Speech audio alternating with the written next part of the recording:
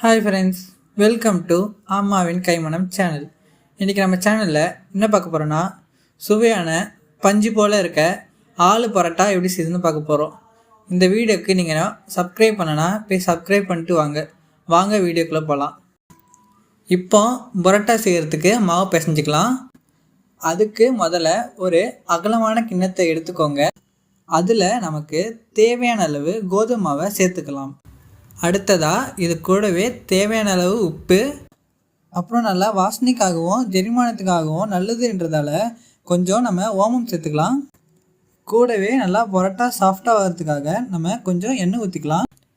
இப்போது தண்ணி ஊற்றுறதுக்கு முன்னாடி இந்த மாவு, உப்பு, ஓமம், எண்ணெய் இது எல்லாத்தையும் நம்ம கையால் ஒரு வாட்டி நல்லா கலந்து விட்டுக்கலாம்.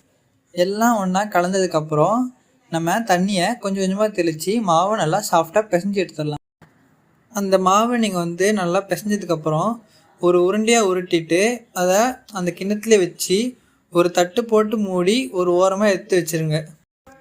இப்போ ஒரு கிண்ணத்தில் நல்லா அவிச்சு வச்ச 3 உருளைக்கிழங்கு எடுத்து நல்லா கட்டி இல்லாமல் மசிச்சு எடுத்துக்கலாம்.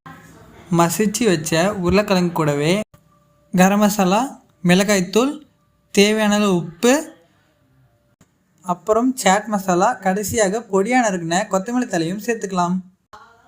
இப்போ இது உருளைக்கிழங்கு கூடவே எல்லாத்தையும் சேர்த்து கலந்து வச்சுக்கோங்க. இப்போ நம்ம பிசைஞ்சு வச்சுருக்க கோதுமை மாவையும் ரெடி பண்ண ஆலு மசாலாவையும் சின்ன சின்ன உருண்டைகளாக பிரித்து எடுத்துக்கலாம். முதல்ல ஒரு மாவு உருண்டை எடுத்து லைட்டாக கிண்ணம் மாதிரி செஞ்சுக்கோங்க, இல்லைன்னா சின்னதாக தேய்ச்சிக்கோங்க. அதுக்கு நடுவில் நம்ம ரெடி பண்ண ஆலு மசாலா உருண்டையை வச்சு மாவோட எல்லா பக்கத்தையும் ஒன்றா சேர்த்து நல்லா மூடிடலாம். மசாலா வெளியே வராதபடி லைட்டாக கோதுமை மாவை தூவி மெதுவாக சப்பாத்தி மாதிரி தேய்ச்சி எடுத்துக்கோங்க.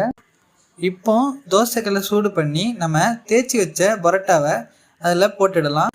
2 பக்கமும் நல்லா வெந்து வரத்துக்கு நீங்கள் கொஞ்சம் நெய் அல்லது வெண்ணெயை நீங்கள் சேர்த்து தடவுனீங்கன்னா உங்களுக்கு சுட சுட கம நல்லா ஆலு பரோட்டா ரெடியாகி வந்துடும்.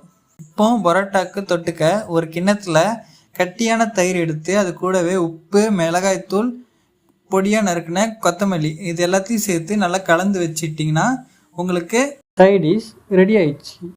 அவ்வளோதான் ஃப்ரெண்ட்ஸ், சுட சுட பஞ்சு போல் ஆலு பரோட்டாவும் அதுக்கேற்ற தயிர் சைடிஷும் ரெடி ஆயிடுச்சு.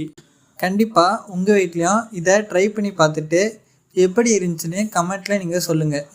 இந்த வீடியோ உங்களுக்கு பிடிச்சிருந்தா லைக் பண்ணுங்கள், ஷேர் பண்ணுங்கள். மறக்காமல் அம்மாவின் கைமணம் சேனலுக்கு சப்ஸ்கிரைப் பண்ணிடுங்க. அடுத்த வீடியோவில் பார்க்கலாம். தேங்க்யூ.